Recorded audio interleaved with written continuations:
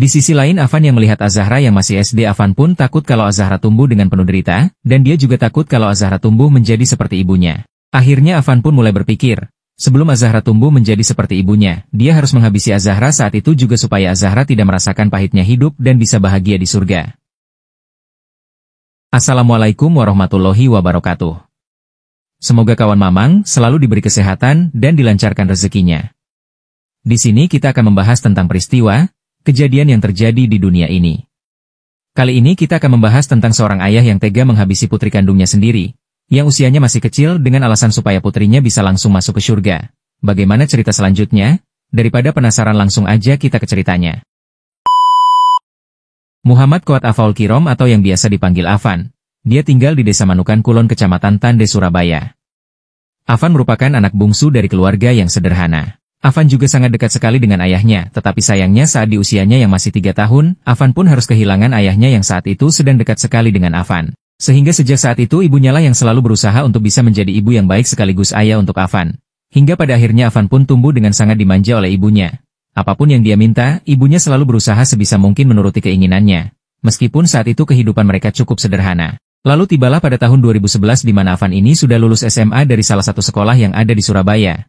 Selama di sekolah Afan ini dikenal cukup baik oleh teman-temannya, dia tidak bandel apalagi sampai bermasalah, namun kehidupannya yang baik itu berakhir sampai Afan tamat SMA. Karena setelah tamat SMA barulah rintangan demi rintangan dalam kehidupannya pun seolah dimulai, karena setelah beberapa tahun dia tamat SMA, Afan pun harus ditinggalkan oleh ibunya yang selalu menjaga dan memanjakan dia dari kecil.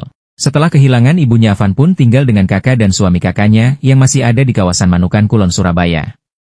Semenjak saat itu Afan yang tidak melanjutkan pendidikan kuliahnya bahkan tidak bekerja, ditambah lagi hatinya yang masih sedih akibat harus kehilangan ibunya. Jadinya sejak saat itu Afan pun seolah-olah sudah seperti kehilangan arah hidupnya. Sehingga di saat itu Afan mulai main dan nongkrong di hiburan malam tempat karaoke yang ada di sana. Dan bahkan Afan pun sudah mulai memakai narkoba. Lalu di tempat itu juga Afan pun kenal dan dekat dengan seorang wanita pemandu karaoke yang bernama Devi. Dan setelah mereka mengenal satu sama lain lebih dekat, mereka pun mulai menjalin hubungan. Dan setelah benar-benar merasa cocok, Afan pun bertekad untuk melanjutkan hubungannya ke jenjang yang lebih serius lagi, hingga akhirnya Afan pun mulai membawa Devi ke rumah kakaknya, untuk mengenalkan Devi yang sebagai calon istrinya kepada kakaknya dan juga keluarganya di sana. Setelah Afan memperkenalkan Devi kepada keluarganya dan mengantarkan Devi pulang, ternyata keluarganya tidak begitu setuju kalau Afan menjalin hubungan dengan Devi. Apalagi menikahi Devi yang saat itu dianggap perempuan tidak benar karena bekerja sebagai pemandu karaoke. Tapi Afan yang sudah tidak bisa diatur, apalagi dia yang sudah cinta kepada Devi. Akhirnya Afan pun tidak memperdulikan tentang latar belakang Devi. Dan di saat itulah keluarganya dan kakak kandungnya pun terpaksa merestui hubungannya. Hingga akhirnya di tahun 2014 saat Afan berusia 20 tahun dia pun akhirnya menikahi Devi. Dan setelah mereka menikah, Afan dan istrinya tinggal di rumah kakaknya Afan. Namun semenjak itu Afan dan kakaknya itu jadi seri ribut yang membuat kakak dan suami kakaknya tidak betah lagi tinggal serumah dengan mereka. Hingga akhirnya kakaknya dan suaminya memutuskan untuk pindah rumah yang masih ada di wilayah Surabaya. Lalu singkat cerita pada tahun 2015, Afan dan Devi dikaruniai seorang putri yang diberi nama Az-Zahra Haururunisa. Namun lahirnya putri mereka bukannya membawa kebahagiaan tapi justru malah menjadi pertengkaran, mereka saling menyalahkan latar belakang masing-masing. Saat itu Afan selalu marah karena Devi yang masih bekerja sebagai pemandu karaoke yang selalu disibukkan dengan teman-temannya di tempat karaoke. Sedangkan Devi juga menyalahkan Afan yang saat itu tidak mempunyai pekerjaan tetap untuk menafkahi dia. Dan lebih parahnya lagi Afan dan Devi sama-sama pemakai narkoba, di mana selama itu mereka itu sering pesta narkoba di rumahnya. Yang padahal anak mereka yang masih bayi juga ada di situ dan karena hal itu juga Afan dan Devi pun akhirnya ditangkap polisi saat mereka sedang pesta narkoba di rumahnya. Sehingga Afan pun harus menjalani hukuman penjara selama 5 tahun. Sedangkan Devi dibebaskan dengan alasan dia yang masih menyusui anaknya yang saat itu masih kecil. Tapi selama Afan di penjara, Devi ini malah menitipkan anaknya kepada kakaknya Afan, dengan alasan kalau dia bekerja. Dan sejak itu juga Devi pun kembali lagi bekerja sebagai pemandu karaoke. Sedangkan Az-Zahra sang anak diasuh oleh kakak dan suaminya yang dididik dengan sepenuh hati layaknya anak mereka sendiri. Lalu seiring berjalannya waktu Az-Zahra yang sudah bertambah usianya, akhirnya dia pun mulai disekolahkan dan tinggal di sebuah pondok pesantren yang ada di sana. Namun sayangnya selama di pondok pesantren ternyata Az-Zahra itu sempat bermasalah, yaitu dia selalu mengganggu murid-murid lain yang sebagai temannya. Sehingga membuat kakaknya Afan sempat dipanggil ke pondok pesantren tempat Az-Zahra sekolah. Karena saat itu Az-Zahra dilaporkan suka meminta uang kepada teman-temannya di sana, yang membuat orang tua dari teman-temannya pun mengeluhkan soal kejadian itu, hingga akhirnya Az-Zahra pun diberikan pilihan mau dikeluarkan atau dikembalikan kepada kakaknya Afan. Namun kakaknya Afan berhasil menyelesaikan masalahnya, hingga akhirnya Az-Zahra pun tidak jadi dikeluarkan. Di sisi lain Afan yang sudah menjalani 5 tahun masa hukumannya, akhirnya Afan pun bebas dan saat itu dia pun tinggal di rumah kakaknya di Surabaya. Namun sikap Afan di saat itu mulai berubah drastis, bukannya membaik, tapi malah semakin memburuk karena sejak bebas dari penjara, kakaknya pun mendapat kabar kalau selama di penjara Afan itu masih menggunakan narkoba. Karena saat itu Afan ini sering merasa kecewa karena istrinya tidak pernah menjenguk dia dan lebih memilih untuk terus bekerja, dan hal itu pun yang membuat Afan sering bersikap agresif dan paranoid berlebihan. Akhirnya dikarenakan kakaknya yang merasa sikap adiknya yang tidak normal. Jadinya kakaknya pun membawa Afan untuk konsultasi ke dokter ahli jiwa, dan ternyata hasilnya Afan didiagnosa menderita skizofrenia paranoid, sehingga Afan pun dirawat di Rumah Sakit Jiwa Lawang yang ada di Kota Malang. Setelah dirawat di sana Afan pun dipindahkan ke sebuah pondok pesantren yang ada di Sidoarjo untuk diobati dan dididik dengan pendidikan agama. Setelah kurang lebih setahun di pondok pesantren kondisi Afan pun mulai membaik. Kemudian Afan pun dibawa lagi ke Rumah Sakit Jiwa Menur yang ada di Surabaya untuk diperiksa lagi. Lalu karena hasil dari pemeriksaannya sudah dianggap membaik, akhirnya Afan pun diperbolehkan pulang. Kemudian Afan pun dibawa pulang oleh kakaknya ke rumah kakaknya yang ada di Surabaya.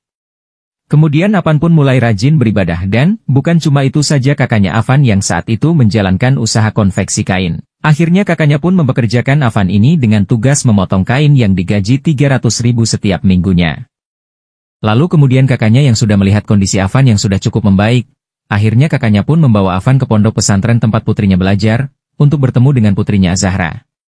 Namun sayangnya ketika Afan bertemu dengan putrinya, ternyata putrinya tidak begitu mengenali dirinya. Karena saat itu Az-Zahra cuma merasa kalau ayah dan ibunya adalah kakak dan suami kakaknya, yang sudah mengurusi dia dari sejak kecil. Dan hal itu membuat Afan sedih dan terpukul, sedangkan Devi yang sebagai ibunya saat itu benar-benar sudah tidak ada kabar lagi. Kemudian Afan pun berusaha mencari kabar tentang istrinya. Dan ternyata Afan pun dapat kabar kalau Devi saat itu sudah mendekam di tempat penampungan di Ponsos atau lingkungan Pondok Sosial Surabaya. Karena sebelumnya Devi ini ternyata ditangkap oleh aparat karena bekerja sebagai wanita malam di kawasan kota Surabaya. Singkat cerita pada tanggal 19 April tahun 2023, yang saat itu sudah di bulan Ramadan menjelang Hari Raya Idul Fitri, Afan pun menjenguk Devi. Setelah mereka bertemu Afan pun meminta Devi untuk tidak bekerja sebagai wanita malam lagi. Bahkan Afan juga mengajak Devi untuk pulang supaya mereka bisa kumpul bersama lagi pas Lebaran. Lalu Devi pun setuju dan mereka pun kembali tinggal di rumah kakaknya Afan. Kemudian karena saat itu Az-Zahra sudah mulai libur karena menjelang Lebaran, mereka pun menjemput Az-Zahra ke pondok pesantrennya. Berkumpulnya Afan dengan istri dan anaknya, membuat kakaknya Afan senang.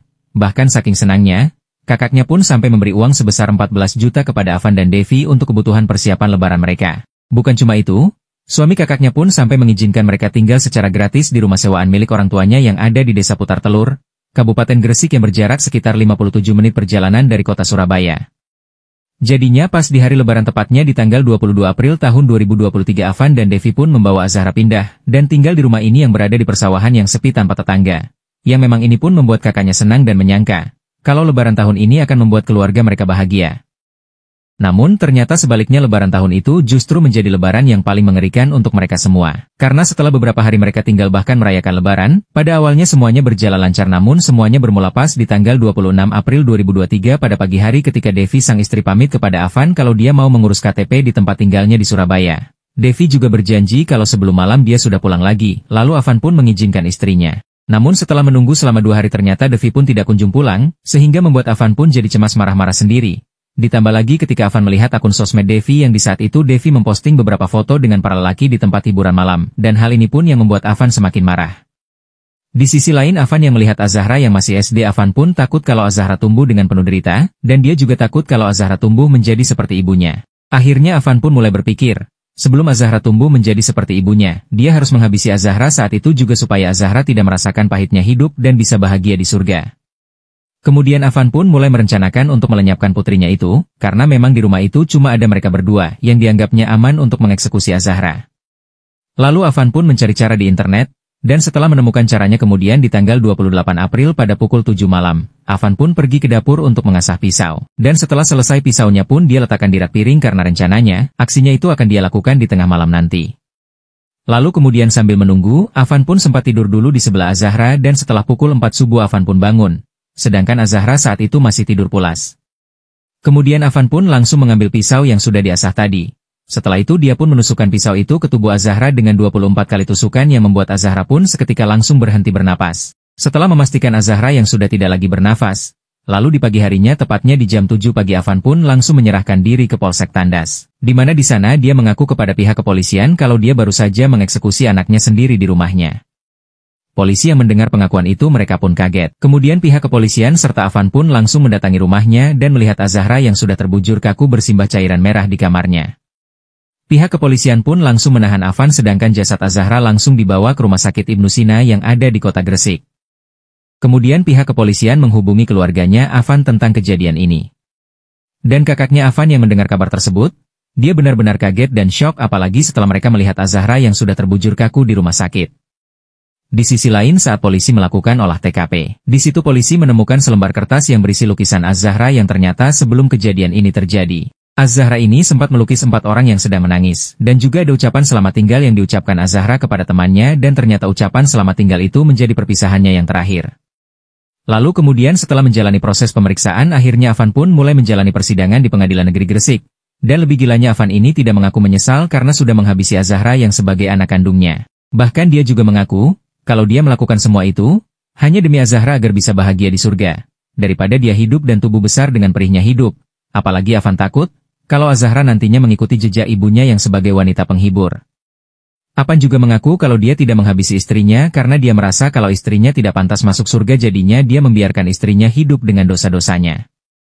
Di persidangan juga dokter ahli jiwa yang pernah memeriksa kondisi jiwanya Afan juga dihadirkan, yang mana di sana sang dokter menceritakan tentang selama pemeriksaan kejiwaannya, kalau Afan ini mengakui kekesalannya terhadap istrinya yang tidak pernah peduli dengan Az-Zahra, saat Afan ini masih mendekam di penjara, sampai-sampai Az-Zahra pun harus sepenuhnya dirawat oleh kakak Afan. Dan Afan juga mengakui kalau dia malu dengan kelakuan istrinya. Di samping itu Afan juga takut kalau masa depan anaknya itu jadi seperti ibunya. Dan karena hal itulah muncul keputusan untuk membuat anaknya supaya masuk surga karena anaknya masih belum berdosa. Terus dokter ahli jiwa juga menilai, kalau Afan ini punya kepribadian yang selalu membutuhkan perhatian, ditambah kejiwaannya pun memang sedang terganggu bahkan egois. Karena saat menceritakan semuanya Afan ini hanya menyalahkan istrinya sendiri daripada mengakui kesalahannya.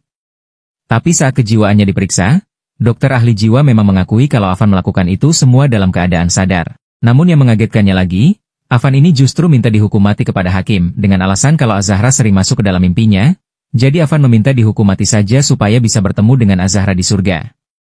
Tapi hakim tidak mengabulkan permintaannya dan akhirnya Afan pun dijatuhi hukuman penjara seumur hidup. Itu dia kawan kisah dari seorang Muhammad Koas Afaul Kirom, yang harus menerima hukuman atas apa yang sudah dia lakukan. Semoga kita dapat mengambil hikmahnya. Sampai jumpa lagi di video selanjutnya.